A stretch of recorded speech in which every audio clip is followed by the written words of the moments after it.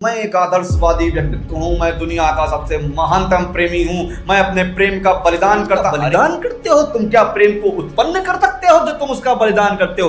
क्या प्रेम की पूर्णता इसी में मानी जाती है कि प्रेम का अधूरापन ये दर्शाएगा कि प्रेम पूर्ण हो गया है? बहुत जो है प्रचलित है समाज में, self love self love self love. Love जो है वो सेल्फ हो ही नहीं सकता है। सेल्फ सिर्फ ऑब्सेशन हो सकता है, लव सेल्फ नहीं हो सकता है, किसी प्रकार नहीं हो। बात कर रहे हैं गेसु की। गेसु की क्या गलती थी जो उस किताब में धर्मवीर भारती जी ने उसके साथ अन्याय किया? गेसु के इश्क में हद से ज्यादा शराफत ना। गेसु की कंडीशन वो है कि एक बहुत ही कहावत प्रचलित है हमारे गांव अंचल में।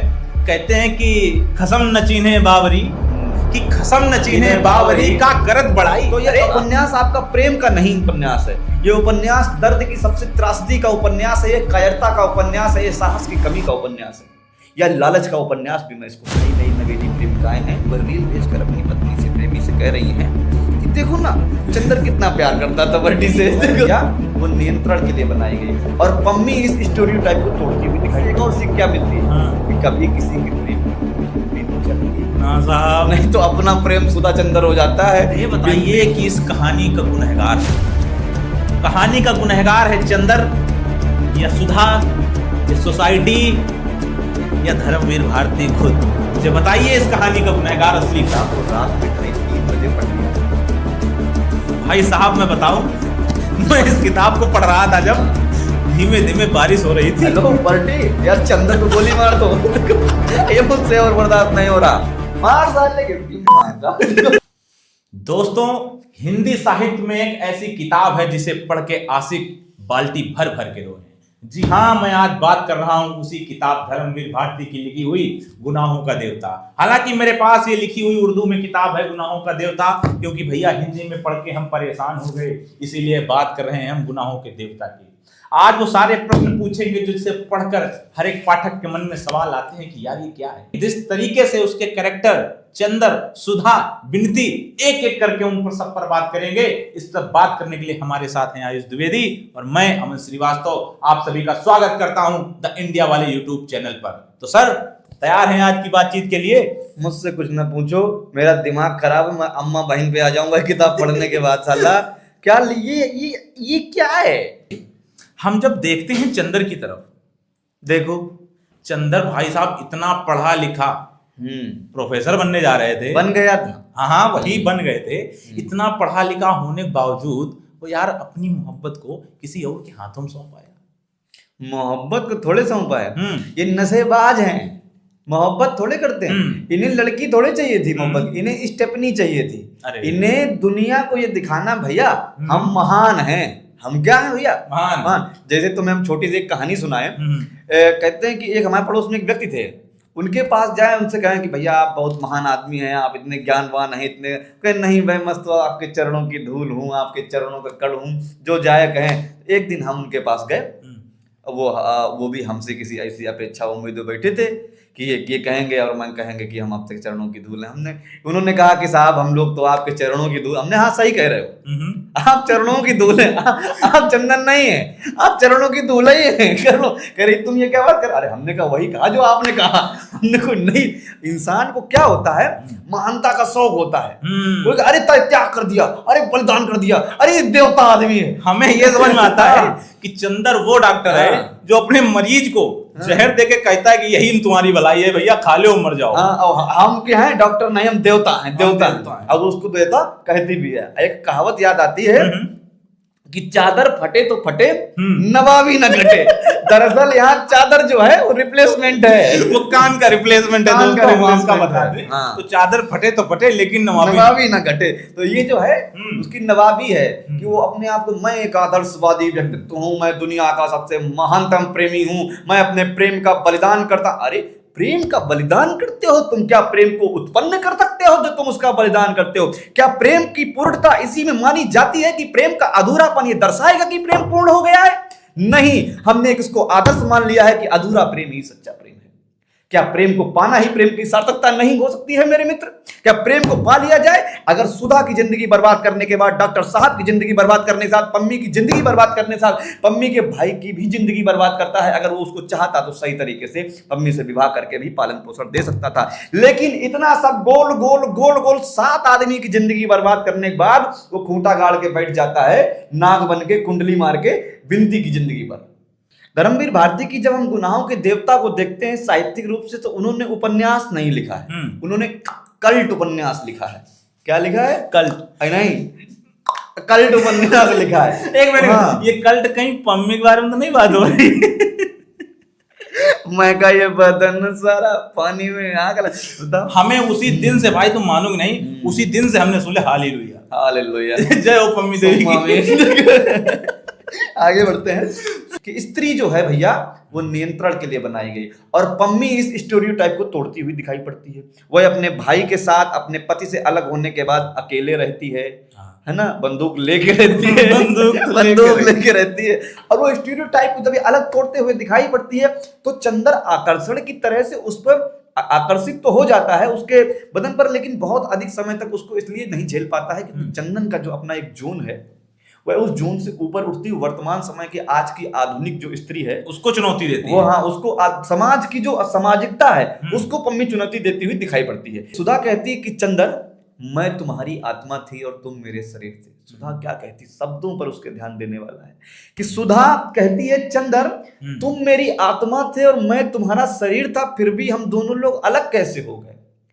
तो सुधा तो अलग होने के बाद चली जाती है और अपनी देह त्याग भी कर देती है, लेकिन ये चंदर जिंदा कैसे बचा? अगर ये चंदर उसकी आत्मा था तो बिना अपने शरीर के कैसे जीवित रहा? और जीवित रहा तो रहा, अगर वाकई तुमने प्रेम किया था, तुम आदर्श की मूर्ति थे, तुम प्रतीकात्मक स्वरूप थे देवता के, तो तुम किसी अन्य देवी से स्त्री विवाह से ना करते, तुम अन्य स्त्री से विवाह ना करते, तो ये माना जाता समाज में कि हाँ तुम चंदन जो थे, चंदर जो आप सुधा से बेइंतहा मोहब्बत करते। 3 स्त्रियों को भोगने के बाद तुम कहते हो कि मैं प्रेम तो करता हूं सुधा से, लेकिन विनती तुम भी मेरे साथ सो जाओ। सुनो, ये आपने तो बात बताई, बहुत बढ़िया लगी हमको यार। यहाँ पे सुधा के हस्बैंड की बात क्यों नहीं होगी? सुधा के हस्बैंड के बिहाफ पे कौन बोलेगा? हम नहीं बोलेंगे, तुम नहीं बोलेगे तो कौन बोलेगा? कल को यार तुम या हम या आप जो देख रहे हैं, कल आप अगर सुधा के हस्बैंड होते तो आपकी स्थिति क्या होती? वो सुधा जिसके मन में अभी भी कहीं ना कहीं चंदर का प्यार है, यार किस प्रकार से आप डील करेंगे दुबे जी? अगर आप उस जगह पे होते तो किस प्रकार से डील करते? आप सरासर कहीं ना कहीं तो समझ ही जाते हैं यार इनका ये रिश्ता क्या है। क्या कहना चाहेंगे इस पे? देखो, मेरा अपना विचार जो है आज सारी दुनिया जानती है, और मुझसे कनेक्टेड सभी जो स्त्री समाज है वह भी ये जानता है कि मैं बिल्कुल स्पष्ट रूप से कहता हूं कि एक लड़का और एक लड़की सिर्फ दोस्त कभी नहीं होते। ध्यान देने योग्य बात है कि मैंने कहा एक लड़का और एक लड़की सिर्फ दोस्त कभी नहीं होते। जाहिर रूप से तो शाहरुख खान भी कह गए हैं। शाहरुख खान, अच्छी बात है, बहुत अच्छी बात है। शाहरुख खान जी ने कहा उपन्यास का जो अंतिम संदेश है उसके अगर पति की तरफ से ही लेते हैं तो ये उपन्यास आपका प्रेम का नहीं उपन्यास है, ये उपन्यास दर्द की सबसे त्रासदी का उपन्यास है, ये कायरता का उपन्यास है, ये साहस की कमी का उपन्यास है, या लालच का उपन्यास भी मैं इसको कह सकता हूँ। के बाद लालच का पहलू आता है। उसको ये डर था कि अगर मैं कहीं सुधा से विवाह कर लेता हूँ, डॉक्टर साहब को ये बात मालूम चलती है, तो ऐसा ना हो कहीं वो मेरी नौकरी में अड़ंगा लगा दे। दिल्ली की जब वो गाड़ी भेजते हैं कि सुधा चंदर जल्दी आ जाओ, तो पत्र में लास्ट में अंतिम में कुछ लिखते नहीं, लिखते हैं कि चंदर जल्दी आ जाओ, सिर्फ इतना लिखकर। चंदर को लगता कोई बड़ी नौकरी, सुधा के बारे में एक क्षण नहीं सोचा उसने। भूखे प्यासे चले जा रहे ट्रेन पकड़ने के लिए, दौड़ते हुए जल्दी जल्दी पहुंचे कि भैया देखे सरदार जी खड़े, अरे रे बैठो बैठो पहुंचो, वो तो देखे तब वहां फट के हाथ हमारी ट्रेन में बुआ मिल जाती है। देखो यार बुआ से याद आया, विनती की भाई साहब जो लंका लगाई है उनकी बुआ ने और चंदर ने तो लगाई। चंदर ने यार पूरे परिवार की लंका। चंदर इस कहानी का विलेन है, देवता हो ही नहीं सकता है। चंदर इस कहानी का दानव है, दानव डिफाइन करेंगे। चंदर कहानी का दानव कुछ इस प्रकार से हो जाता है क्योंकि वो देवता बनने की कोशिश करता है। देवता होता है, बनता नहीं। मेरी बात को अगर समझ पा रहे हैं, देवता जो है वो देवता होता है, बनता नहीं है। चंदर ये चाहता है कि पूरा समाज, पूरा देश, पूरा आदर्श उसको कहे कि नहीं यार ये त्यागी आदमी है, ये बलिदानी आदमी है। और जो सुधा है वो सुधा को सिर्फ अपने प्रेम से इसलिए वंचित रखता है कि दुनिया ये कहे कि यार प्रेम के इसने क्या परिमाण सेट कर दिए कि इतनी भयंकर आग होने के बावजूद भी उसको कभी टच नहीं किया। चंदर ना तो सुधा को अपनाता है और ना भीतर से सुधा को यह अनुमति देता है कि वह किसी और को अपना सके। भीतर से विवाह तो उसने कर दिया, लेकिन यह दिखा करके कि मैं मजबूर हूं। आप मेरी बात को समझ पा रहे हैं? और ना ही किसी अन्य को भी वह जीवन में पूरी तरीके से स्वीकार कर पाता है।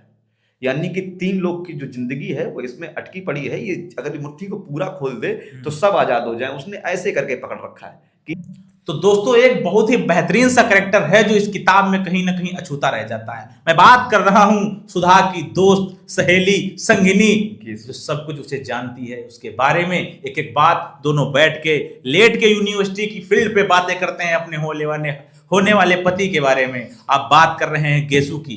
गेसु की क्या गलती थी जो उस किताब में धर्मवीर भारती जी ने उसके साथ अन्याय किया? एक लाइन हमें याद आती है अमिताभ बच्चन जी की एक्स पे बायो पे लिखी हुई है कि जो हमें गाली देते हैं कम से कम जिंदा तो समझते हैं, तुमने हमें पूज पूज कर पत्थर कर दिया। कम से कम साहब हमें जिंदा रहने दो, हमें गाली दो, पूज पूज के हमको पत्थर न कर दो। गेसु के साथ यही होता है। गेसु की इश्क में हद से ज्यादा शराफत ना हो। गेसु क्या होता है कि अपने होने वाले शौहर से बेइंतहा मोहब्बत करती है। बेइंतहा मतलब कि बेइंतहा। गेसु की कंडीशन वो है कि एक बहुत ही कहावत प्रचलित है हमारे गांव अंचल में, कहते हैं कि खसम न चीन्हे बावरी, कि खसम न चीन्हे बावरी का करत बढ़ाई। अरे तुम अपने पति को जानती नहीं हो, मार बघारे भरी हो, हमारे हस्बैंड ये हैं, हमारे हैंड पाइप वो हैं। अरे पहले जान तो लो तुम्हारे खसम है कैसे, नहीं तो तुम्हारी गलती, तुम्हारा हालत, तुम्हारी स्थिति उसी गेसु की तरह हो जाएगी। गेसु पे मैं एक टिप्पणी नहीं कर सकता हूं। मैं यह कह सकता हूं कि जो मध्यम वर्गीय प्रेम है वह प्रेम और वासना के बीच का एक स्थान है। ना वह पूरा प्रेम है, ना वह पूरी वासना है। लेकिन इस स्टीरियोटाइप को जो लड़की तोड़ती है वह वाकई गेसु है। गेसु एक लड़की ऐसी है जो देवता तो लिंग भेद के आधार पर नहीं कहा जा सकता, लेकिन वाकई जो देवी है वह गेसु है। प्रेम में वाकई जो बलिदान दिया वह अछूता जो कैरेक्टर रह जाता है, जो सबकी नजरों से एक अनभिज्ञ रह गया, वह गेसु है। उसके पास विकल्प होते हुए भी, ऑप्शन होते भी, उसने चुना कि नहीं, मेरी बहन को उसने पसंद किया है, छोटी बहन को। उनकी मेरे कहते हैं, हमने एक लाइन क्या है, इश्क की हद क्या है। तो उन्होंने कहा कि उन्होंने हमसे पूछा कि इश्क की हद क्या है। हमने कहा महबूब के महबूब से भी इश्क करिए। क्या बात है, नहीं बहुत अच्छी बात है ये कि महबूब के महबूब से भी इश्क करो, वो है मेरा प्रेमी किसके साथ में खुश है। अगर वो उसके साथ में प्रसन्न है तो मेरी आत्मा इसी में संतुष्ट है, प्रसन्न है कि वह प्रसन्न है। प्रेम हम किसके लिए करते हैं? अपने लिए करते हैं या उसके लिए करते हैं? अपने लिए करते हैं कि अपने को अच्छा लगे, अपने को अच्छा लगे। और आज सभी लोग इसी में प्रेम कर रहे हैं कि अपने को अच्छा लगे। लेकिन हम प्रेम प्रेमी को करते हैं, ना कि खुद को करते हैं। खुद को प्रेम नहीं होता है, खुद से जो होता है वो सेल्फ ऑब्सेस्ड होता है। सेल्फ ऑब्सेस्ड जो आज बहुत एक टर्म जो है प्रचलित है समाज में, self love, self love, self love. Love जो है वो सेल्फ हो ही नहीं सकता है। सेल्फ सिर्फ ऑब्सेशन हो सकता है, लव सेल्फ नहीं हो सकता है, किसी प्रकार नहीं हो सकता है। और जो ये लोग सेल्फ लव की बात हो रही है वो दूसरी चीजें आप समझ गए होंगे, वो गलत चीज होती है, वो सेल्फ लव नहीं है। अश्लील है ये लड़का। हम धीरे से पढ़ते हैं, कहानी के अगले पड़ाव में जाते हैं तो देखते हैं चंद्र जैसे ही एक मकान में इंटर करता है, वहां पे गुलाब के कई सारे पौधे लगे हुए। वहीं एक कोने में खड़ा हुआ एक बंदा लेके रिवॉल्वर खड़ा है। भाई साहब जो ठां से मारता है ना, तो वहां से याद आता है, हम बात करते हैं बर्टी की। दोस्तों आपको बताइए बर्टी में क्या पसंद है इस कहानी के? बर्टी है जानता हुआ भी कि मेरी पत्नी का प्यार जो है एक सार्जेंट था। पत्नी बर्टी की पत्नी उसके अपने एक सार्जेंट से प्यार करती थी, ये बात बर्टी को मालूम थी। लेकिन जो पौधे जो चंद्र टच कर लेता है गुलाब के, वह पौधे उसकी पत्नी के लगाए हुए थे। हम जिसको पसंद करते हैं फिर उसका हर एक चीज पसंद करते हैं। हम जिसको पसंद करते हैं फिर उसका सब कुछ पसंद करते हैं। पसंद और नापसंद में यही एक अंतर होता है कि जब हमें कोई पसंद नहीं होता है तो फिर उसका किया हुआ कोई भी कार्य पसंद नहीं आता है। जब अपना प्रेमी या अपना कोई व्यक्ति या अपना चाहने वाला जब कोई कार्य करता है तो हमें उसका सब कुछ पसंद आता है। जैसे कि मुझे एक लाइन एक धार्मिक ग्रंथ की याद आती है, जो ग्रंथ मेरे हृदय के करीब है, कि जोई जोई प्यारो करे सो ही मोहि भावे।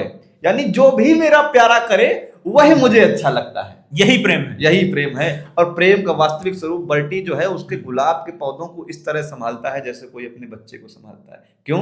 क्योंकि उसकी पत्नी ने लगाए थे, यह जानते हुए भी कि उसकी जो पत्नी है वो किसी और से प्रेम करती। खैर आते हैं अपने अंतिम पड़ाव में। तो दुबे जी ये बताइए कि इस कहानी का गुनहगार कौन है? कहानी का गुनहगार है चंद्र, या सुधा, या सोसाइटी, या धर्मवीर भारती खुद? मुझे बताइए इस कहानी का गुनहगार असली कौन है? धर्मवीर भारती गुनहगार नहीं, कलाकार हैं। बात तो सही है ना, गुनहगार हम लोग हैं कि हमने ये किताब पढ़ी। गुनहगार तुम हो जो इस पे चर्चा कर रहे हो। गुनहगार वो सभी लोग हैं जो हमारी बातों को सुन रहे हैं। गुनाहों का देवता पढ़ने के बाद मुझे इस बुक की जरूरत पड़ी जिसका नाम मेडिटेशन है। पहले उसको, ये कुछ किताबें ऐसी होती हैं कि जब या तो आप ये किताब खत्म करते हो, फिर ये किताबें आपको खत्म कर देती हैं। अगर आपने कहीं इस किताब को रात में 2:30-3 बजे पढ़ लिया, भाई साहब मैं बताऊं, मैं इस किताब को पढ़ रहा था जब धीमे धीमे बारिश हो रही थी। हेलो बर्टी, यार चंदर को गोली मार दो। ये मुझसे और बर्दाश्त नहीं हो रहा, मार साले के मार। जो आजकल की ये जो डेंगू जनरेशन है, डेंगू, हाँ ये डेंगू, ये इस कहानी से क्या सीखे और क्या समझे, क्या उतारे अपनी जिंदगी में यार? किताब पढ़ के ये घंटा कुछ नहीं सीखे। इनने इंस्टाग्राम की रील के अलावा किताब को उठाकर नहीं देखा है। एक हम लोग हैं जिसने हिंदी किताब पढ़ने के बाद ये उर्दू किताब भी पढ़ ली है। अब ये जो है, इन्होंने चंदर और बर्टी को प्यार से देखा, चंदर ने बर्टी को प्यार से देखा, अब उसने किताब लिखना शुरू किया। और जो नई नई नवेली प्रेमिकाएं हैं वह रील भेजकर अपनी पत्नी से, प्रेमी से कह रही हैं कि देखो ना चंदर कितना प्यार करता था बर्टी से। देखो इनकी सबकी स्थिति पता क्या है? ये सब सुधा के गुरुजी वाली इनकी स्थिति हो गई है। पढ़ाने आते थे सुधा बिसरिया जिसने बिनते पे किताब। अच्छा, इससे एक और सीख क्या मिलती है? कि कभी किसी के प्रेम की मौज नहीं लेनी चाहिए ना साहब, नहीं तो अपना प्रेम सुधा चंदर हो जाता है। बिनती और बिसरिया का प्रेम उसने बिगाड़ा, अपनी लंका लगा लिया, अंतिम में बिनती से ही विवाह करना पड़ा। बहुत सारे अप्रोच हैं बुक के इसके। अंत में कि वो जानता था कि अंत में हमारे पास बैकअप प्लान है। Stepney, as I always told, क्या बुलवा दिया। चलो खैर, गुनहगार से कलाकार तक का जो सफर है धर्मवीर भारती जी का, क्या महान आदमी थे। मैं उनके बारे में अगर आपको बताऊं तो इंसान तो मुझे लगता है इसी प्रकार का होना चाहिए। और गुनाहों के देवता के बाद जो अगली सीरीज आएगी मेरे दोस्तों, वह सूरज का 7वां घोड़ा। सूरज के 7वें घोड़े की आप समरी, आप सारांश देख लीजिएगा। उसके बाद उसका जो रोस्ट है हम करते हैं अपने अंदाज में। तब तक जुड़े रहिएगा इंडिया वाले के साथ। हम हैं इंडिया वाले। मेरा नाम आया द्विवेदी और मेरे भाई का नाम अमन श्रीवास्तव। जुड़े रहें, धन्यवाद, नमस्कार।